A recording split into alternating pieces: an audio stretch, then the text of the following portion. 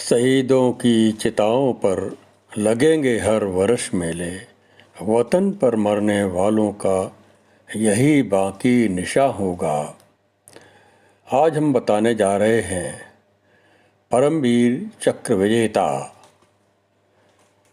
यदुनाथ सिंह, नायक यदुनाथ सिंह, उनका जीवन परिचय, सेना में कब भर्ती हुए थे, सेना में भारत पाक युद्ध 1947 में उनको परमवीर चक्र प्रदान किया गया था। जीवन परिचय। नायक यदुनाथ सिंह का जन्म 21 नवंबर 1916 को शाहजहांपुर उत्तर प्रदेश के गांव खजूरी में हुआ था। उनके पिता बीरबल सिंह एक किसान थे। यदुनाथ सिंह अपने पिता के 8 पुत्रों में से एक थे। उनकी पढ़ाई लिखाई गांव के स्कूल में शुरू हुई, लेकिन उनका पढ़ाई में मन नहीं लगा। उन्हें तो खेल कूद का ही ज़बरदस्त शौक़ था। वह गांव में सबकी मदद के लिए हाजिर रहते थे और जोखिम भरे कारनामे उनका शौक़ था। यदुनाथ सिंह में देशभक्ति की भावना बचपन में थी। साथ ही वह हनुमान जी के भक्त थे और लोग उन्हें हनुमान भक्त कहकर बुलाते थे। हनुमान की तरह वह अविवाहित भी रहे। 21 नवंबर 1941 को यदुनाथ सिंह का मनचाहा काम मिल गया। उस समय वह मात्र 26 वर्ष के थे। उन्होंने फौज में प्रवेश किया। उन्हें राजपूत रेजिमेंट में लिया गया। वहां उनको जुलाई 1947 में लांस नायक के रूप में तरक्की मिली और इस तरह 6 जनवरी 1948 को वह टैनधार में अपनी टुकड़ी की अगुवाई कर रहे थे और उस जोश में थे कि वह नौशेरा तक दुश्मन को नहीं पहुंचने देंगे। उस दिन नायक यदुनाथ सिंह मोर्चे पर केवल 9 लोगों की टुकड़ी के साथ डटे हुए थे कि दुश्मन ने धावा बोल दिया। यदुनाथ सिंह अपनी टुकड़ी के लीडर थे। उन्होंने अपनी टुकड़ी की जमावट यानी इस तरीके से तैयार किया कि हमलावरों को हार कर पीछे हटना पड़ा।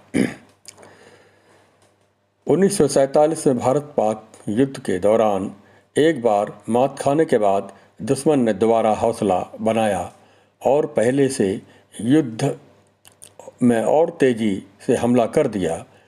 इस हमले में यदुनाथ सिंह के 4 सिपाही बुरी तरह घायल हो गए, लेकिन यदुनाथ सिंह का हौसला बुलंद था। दुश्मन बौखलाया हुआ था। हिंदुस्तान की फौजों की अलग अलग मोर्चों पर कामयाबी ने पाकिस्तानी सैनिकों को परेशान किया हुआ था। पाकिस्तान टुकड़ियों में उनके नायक दूर दराज के इलाकों में हमला करवा रहे थे। उन्होंने 6000 सैनिकों की फौज के साथ 2 पंजाब बटालियन से 23-24 दिसंबर 1947 को जहांगीर से पीछे हटा दिया। जहांगीर से पीछे हटा लिया उन्होंने अपने सैनिकों को, लेकिन और अब यह लगा कि दुश्मन का अगला निशाना नौशेरा होगा। इसके लिए ब्रिगेडियर उस्मान हर संभव तैयारी कर लेना चाहते थे। नौशेरा के उत्तरी छोर पर पहाड़ी ठिकाना जो कोट था, उस पर दुश्मन जमा हुआ था। नौशेरा की हिफाजत के लिए यह जरूरी था कि कोट पर कब्जा कर लिया जाए। 1 फरवरी 1948 को भारत की 50 पैरा ब्रिगेड ने रात को हमला किया और नौशेरा पर अपना कब्जा मजबूत कर लिया। ऐसे संग्राम में दुश्मन को जान तथा गोला बारूद का बड़ा नुकसान उठाना पड़ा और वह हार कर उनकी फौज पीछे हट गई। अंतिम समय जब 6 फरवरी 1948 का हमला पाकिस्तानी फौजों की इसी बौखलाहट का नतीजा था कि बार बार वह हमले कर रहे थे। उन्हीं हमलों का मुकाबला करते हुए यदुनाथ सिंह के साथ उनके 4 सिपाही घायल हो गए थे। यदुनाथ सिंह को जोश इस स्थिति में सामना कर रहे थे, वो तैयार थे तभी दुश्मन की ओर से तीसरा हमला हुआ। वो छुप करके दुश्मन ने हमला किया। इस बार दुश्मन की फौज की गिनती काफ़ी थी और वह ज़्यादा जोश में भी थे। यदुनाथ सिंह के पास कोई भी सिपाही लड़ने के लिए नहीं बचा था। सभी घायल और नाकाम हो चुके थे। ऐसे में यदुनाथ सिंह ने फुर्ती से अपने एक घायल सिपाही की स्टेन गन लेकर के लगातार गोलियों की बौछार करने लगे। 6 फरवरी 1948 का हमला पाकिस्तानी फौजों की इसी बौखलाहट का नतीजा था। वह बार बार हमले कर रहे थे। उन्हीं हमलों का मुकाबला करते हुए यदुनाथ सिंह के साथ उनके सिपाही घायल हो गए थे। यदुनाथ सिंह का जोश बढ़ा हुआ था और उन्होंने दुश्मन की ज़्यादा अधिक गिनती थी, अधिक संख्या में दुश्मन वहाँ पर आक्रमण कर रहे थे। यदुनाथ सिंह के पास अपने हौसले के साथ उन्होंने अपने घायल साथी की गन मशीन लेकर के उन्होंने दुश्मन पर हमला कर लिया और वो पीछे नहीं हटे और वहाँ पर डटे रहे। अचानक एक सनसनाती हुई गोली यदुनाथ सिंह के सिर में लग गई। वह वहीं रणभूमि में गिरे और हमेशा के लिए सो गए। उनकी इस शहादत से उनके घायल सैनिकों में जोश का संचार हुआ और वह उठ खड़े हुए। तब तक 3 पैरा राजपूत की टुकड़ी भी वहाँ पहुँच चुकी थी। नौशेरे का जो वो कब्जा था वो बरकरार रहा और 3 पैरा राजपूत के टुकड़े पहुँचने के बाद और वो उस पर हावी हो गए। पाकिस्तानी सैनिकों को मारकर वहाँ से भगा दिया। इसके बाद मरणोपरांत परमवीर चक्र उनको प्रदान किया गया। 21 नवंबर 1916 को जन्मे शाहजहाँपुर के ग्राम खजूरी के इस वीर नायक ने अपनी शहादत दी। उनके पिता बीरबल सिंह थे, किसान थे। यदुनाथ सिंह जो अविवाहित थे, हनुमान जी के परम भक्त थे। उन्होंने वीरता दिखा करके अपने देश का नाम रोशन किया और प्रथम परमवीर चक्र के विजेता हुए। एक कवि कहता है, चाय नहीं मैं सुर वाला के गहनों में गूथा जाऊं, चाय नहीं प्रेमी माला में विंद प्यारी को ललचाऊं, चाय नहीं सम्राटों के सौ पर हे हरि डाला जाऊं, चाय नहीं देवों के सिर पर चढ़ूं भाग पर पिछलाऊं, मुझे तोड़ लेना बनमाली उस पथ में देना तुम फेंक, मातृभूमि पर शीश चढ़ाने जिस पथ जावे वीर अनेक।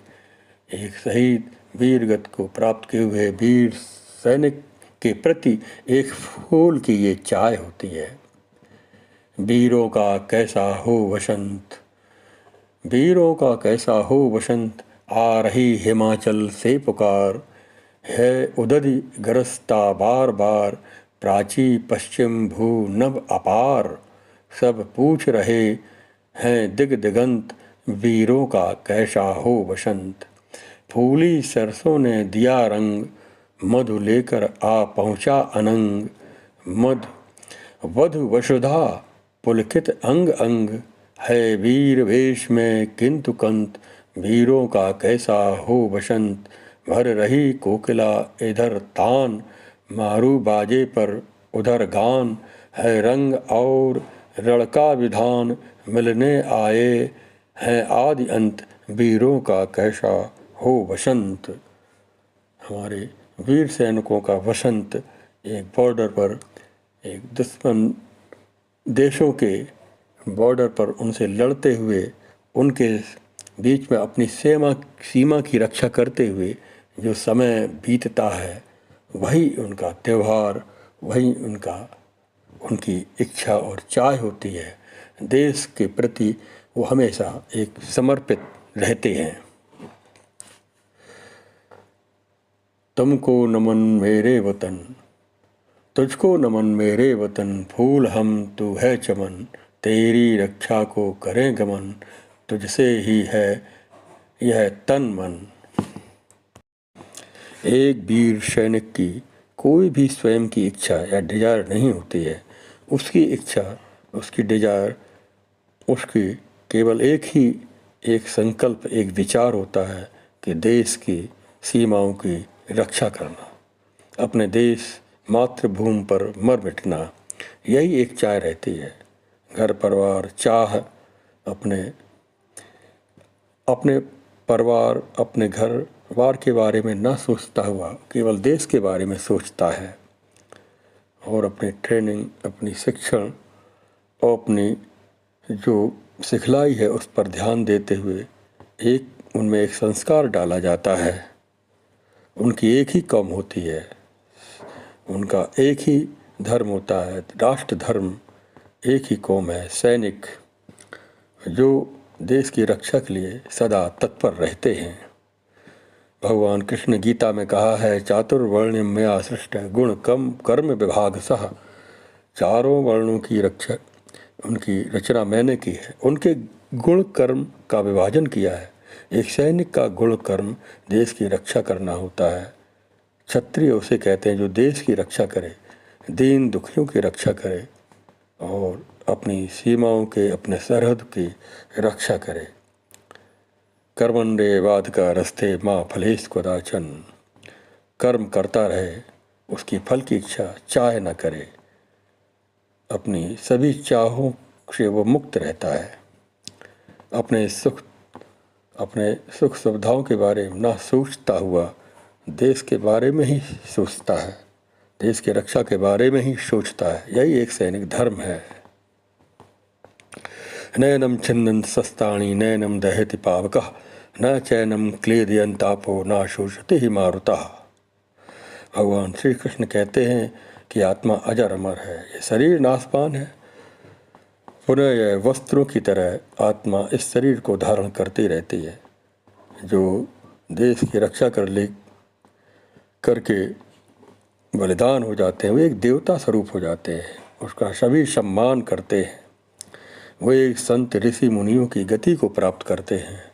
हतो वा प्राप्स्यसि स्वर्गम जित्वा वा भोक्ष्यसे महीम तस्माद् उत्तिष्ठ कौन्तेय युद्धाय कृत निश्चया।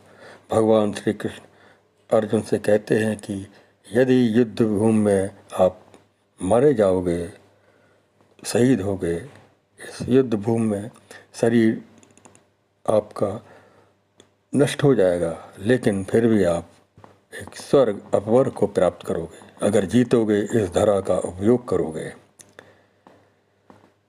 और इस प्रकार से कर्मफल की इच्छा रहित सर्वस्व निछावर करता हुआ जो वीर सैनिक अपना जीवन जीता है, उसके शरीर से रक्त की जो बूंदें पृथ्वी पर गिरती हैं वह यज्ञों के समान फल देने वाली होती हैं।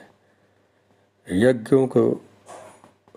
करने का जो फल प्राप्त होता है वह एक वीर सैनिक को फल प्राप्त होता है। ऐसा महाभारत ग्रंथ में इसका वर्णन मिलता है।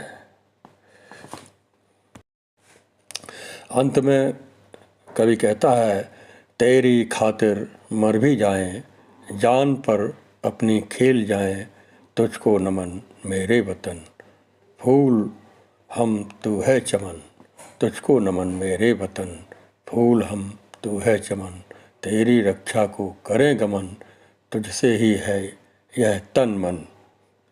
जय हिंद, जय भारत।